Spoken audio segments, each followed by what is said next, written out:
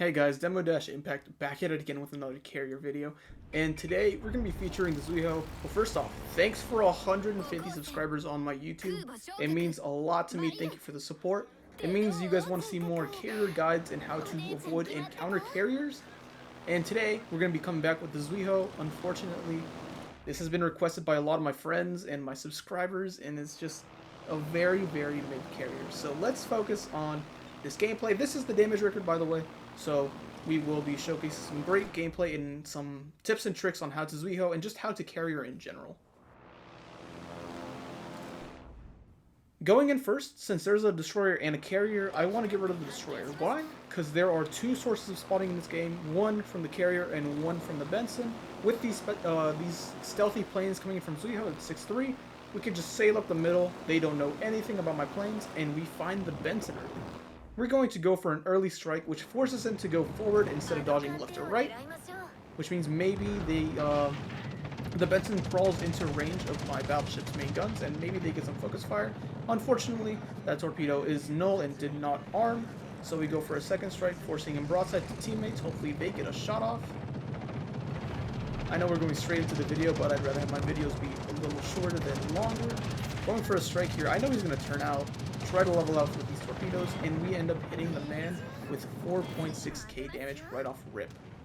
Going into a training room, here's the build. Azure Lane Shokaku, full torpedo, maxed out Tanaka, almost maxed out Fishy.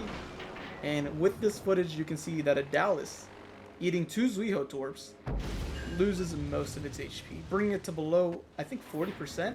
And if we hit the destroyer with two torpedoes from Japanese carrier Zui-Who, it evaporates. So that's why I tried to go for the strike on Benson. And unfortunately, this Ranger, I don't know if he knows me or just is a hater. He just goes after me all game, which is a good thing, because my teammates don't have to deal with a Ranger all game, but unfortunately I do. And you will see he will miss strike after strike. He will land some, but there are some strikes that are just questionable at best. He could have gone for someone else. There's a lot of battleships here, so I don't know. Maybe striking the Zui-Who wasn't even that good of a decision. I see that Mutsu and Ismail are going to be pushing up mid.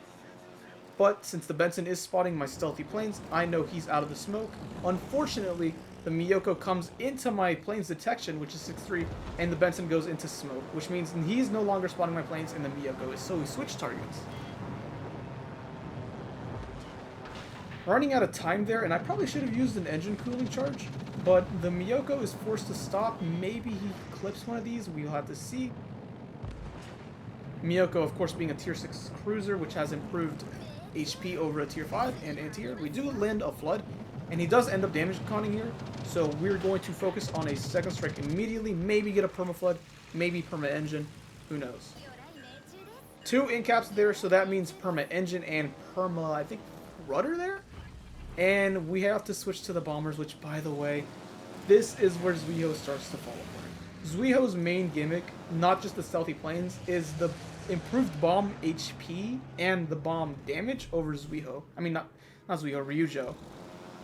Which, I mean, I can't even hit a static Fuso there, but its main competitor for bombs is Ranger, and Ranger just blows Zui-Who out of the water here, hitting Tennessee with a fire and 8k. Ranger is going to be the main competitor to Zui-Who with bombs.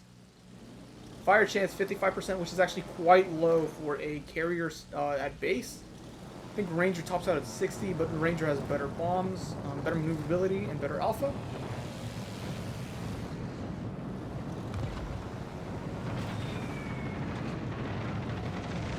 Striking that Mutsu for 2 shatters in an in-cap is just really bad. Thankfully, one of Zui-Who's strength is the plane HP, so you can use that to just go for chain strikes, back-to-back strikes onto ships. Maybe get a perma fire on a battleship or two. Going for a second strike here. We get decent RNG there, and we get 2 perma fires, which I think one of them was on the stern. But that alpha was seemingly low, which it is at 10.4 compared to Ranger's 16k, and Independence's monster 17.6, which is actually the highest bomb alpha in the game. We're forced to switch to torpedo bombers, and here we go back into training footage. With these torpedoes, if you hit a battleship on the bow or the stern, there's a high chance you're going to cause a flood. or knock something out and dealing a lot of damage, although you do have to be wary of these spreads since they are very, very, very inconsistent. Although if you do land 2, that is irreparable damage, unhealable damage that we cannot heal, and probably a flood. And if you're aiming for the stern, probably the rudder. There's a very, very high chance of knocking out the rudder. Going for the bow here on the Mutsu, he did just damage con, so if we land a permaflood here, yeah, permaflood with 10k, that guy's having a bad time. First blood, less than almost 5 minutes in, which is quite rare for a tier 5 game. Going for a chain strike onto the Ismail, again, irreparable damage with this high alpha of torpedoes at tier 5 is quite crazy. To land, there's 12k, which is just huge damage on this tier. We do lose a plane though, and the Benson's shooting at us, so we know he's behind us. Again, keeping an eye on the minimap, trying to get our carrier away from this guy. Going for the bow here, hopefully we get a flood. We don't, but 6k damage, irreparable, is still 6k damage. It's still a lot. And since we're this close, and with Japanese torpedo damage, our DPM skyrockets. It just flies off the charts. We're instantly able to go again, and this is another point I want to bring up. Not just going for the bow and hitting 12k on a battleship at tier 5, which is just nuts. It's playing close to the battle. I mean, I see so many carriers just go to the back of the map, vibing, just chilling there, smoking weed. I don't know what they're doing, picking up power-ups. They're just back there. You're not doing much damage. Not only are you limiting your damage potential, but the spotting as well. The spotting is so important for a carrier. So please, if you're learning to play carriers, try to stick close to the map, not in the battleship's face, but try to stick close. There are some dangers there, and here's one of the very few ones. Is the Ranger attacking us. Back to back to back. He sees that we're, I think, closer than the battleship. I think this guy spawned top left of the map. So we're actually the closest target to him, and he goes for a strike. I want to pre-drop here, maybe go spot that Benson, but I see that he's in a smoke, and you can't spot anything that's in a smoke with a carrier. So I'm forced to recall here and go back and witness my carrier get struck by 2 turrets.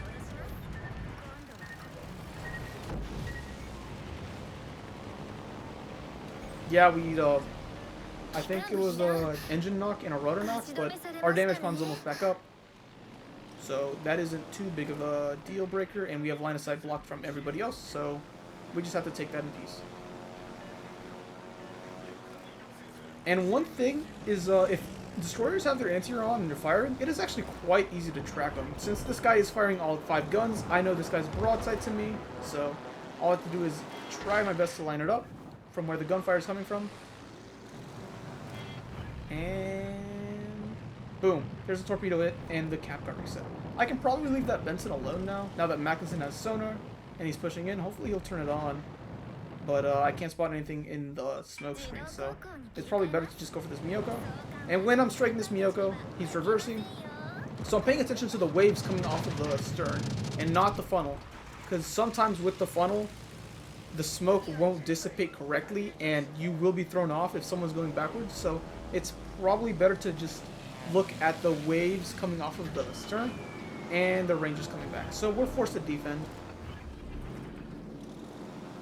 Arrival time on fighters is 8 seconds. Aggro time is 2 seconds, so they arrive at 8, and they look for targets for 2 seconds.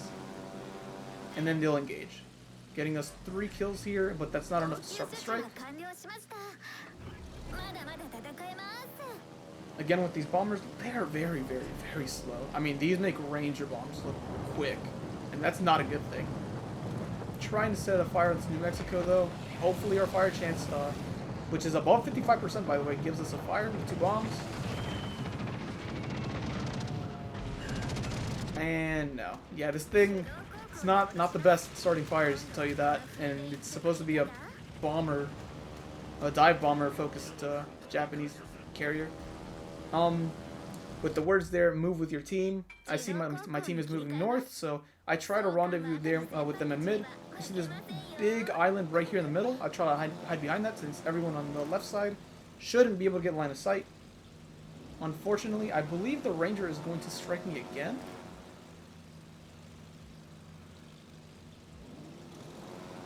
Yep, there's the plane indicator, and he is coming up mid. So I'm trying to get behind that island with autopilot.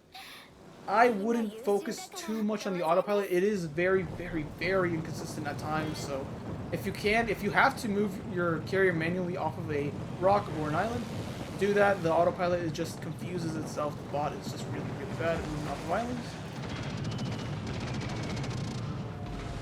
There we do snag a double fire there, which, I mean, how do we get double fires in one drop, but then another drop is just no fires? It just confuses me for a bombing carrier. It's weird.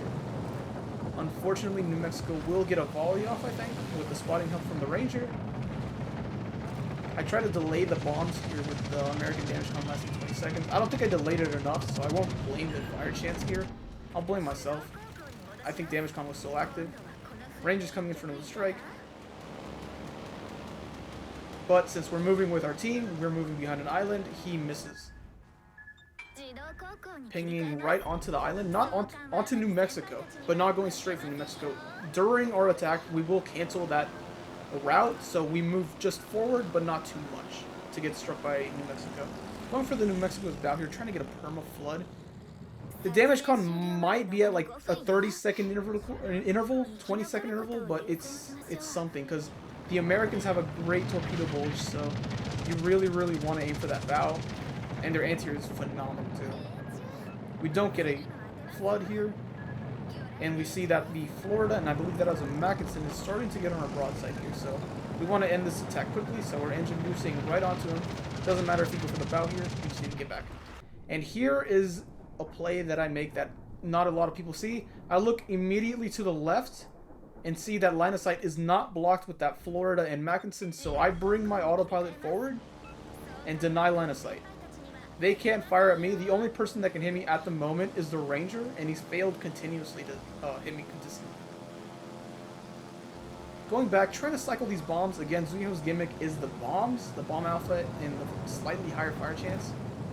It's just, man, it sucks. It really does suck. Zui-Who truly is mediocrity at its best.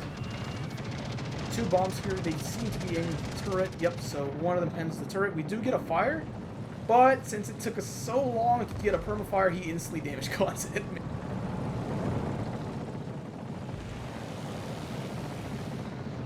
Trying to go for a permafire here. New Mexico is shooting at our teammates, and the Ranger striking us yet again. Trying to delay it, maybe get a permafire, wait out the damage con, but no. I think the damage con was still active there. Ranger barely missing us. Checking line of sight again on this Florida and Mackinson.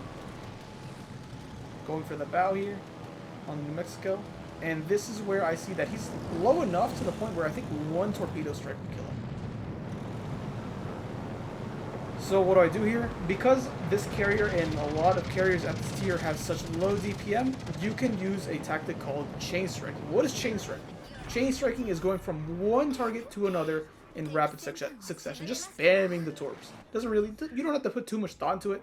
Just chain strike. Just go from one target to the other. And since Mackinson has limited damage cons, if we get a flood on this guy, it is going to be torture for this guy. He has to waste a damage con if he doesn't have the commander max. That's 3. Bring it down to 2, and he's probably used several more during this battle. There's a flood, giving us Confederate at 167. The record before this video was 150, so we're already 17k above it, and we're still digging. Going for this Florida here, I can't emphasize enough that you have to avoid the American ships at this tier, and at tier 6, because their anti-air is monstrous, so avoid certain ships. Florida, although it's a meme ship, it has very, very good anti-air. I think it's based on the North Carolina one. North Carolina has very, very good anti-air. No fire there. Again, inconsistency at its best right there. So, going for the Mackinson here, although he's low enough to where teammates can finish, so I pull off and go for the Florida here. The maneuverability on these planes is just horrific. It really is. I'm forced to just use RNG here and just pray that I get torque hits. Again, Ranger coming for me. Like, why? Dude, there's teammates right there. They have less anti-air than me. And I think he's going to knock out our engine here, but no fire. Thankfully, he didn't get a fire there. That's a perma engine, though. And with these two bombers, I think I'm going to try to go for the strike. We do get a fire. He almost knocks out the second plane there. And we don't finish him, unfortunately. I think that goes to Fuso. Yep. And with this last strike, we're just going to hit Ranger one more time. Again, our Torpedo DPM isn't the best, so we can only get one strike off. Fire rate of 33% this match. Not reliable at all. What you want in a carrier is reliability and consistency, and Zui-Who just does not provide that. Although still, 195k in a tier 5 CV, especially the Zui-Who, is just phenomenal.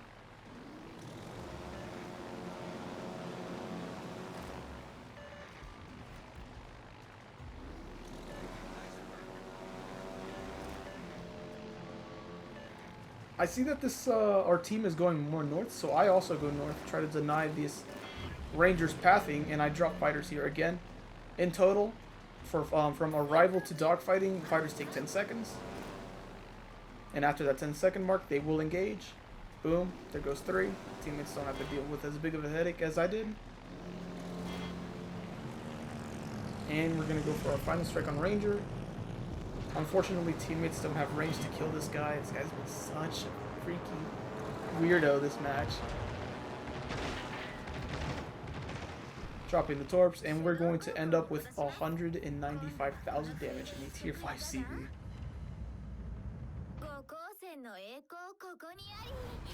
Crazy, crazy game. That was all Azure Lane Shokaku, by the way. If Azure Lane Shokaku comes back, you guys have to get it if you guys are going to play the Japanese carriers.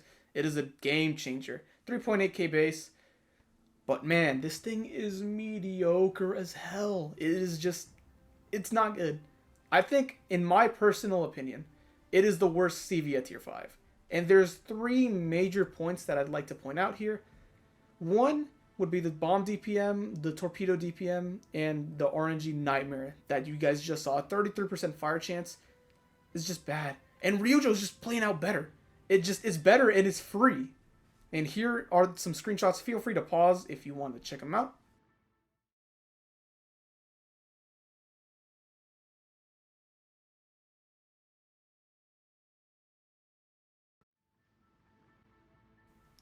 Now, why were those screenshots important? Well, first off, as you saw with the commander, those were using Azure Lane Shokaku.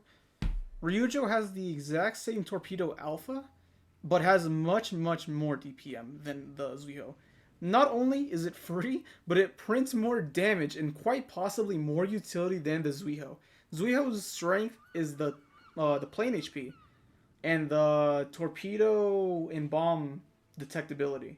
So with the plane speed and the detectability, you actually have a much worse reaction time than the Ryujo's worse plane detect but better plane speed. So if you need a tier 5 CV to grind credits, you can get the Zui-Who, but it is very, very mediocre.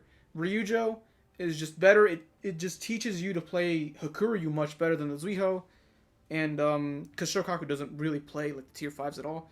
But in my opinion, Ryujo is much better, and Zui-Who is the worst carrier tier 5, hands down. But anyways, if you guys want to see a carrier request in a future video, go ahead and leave in the comment section. But other than that, like, subscribe if you like this video, and I'll see you guys next time.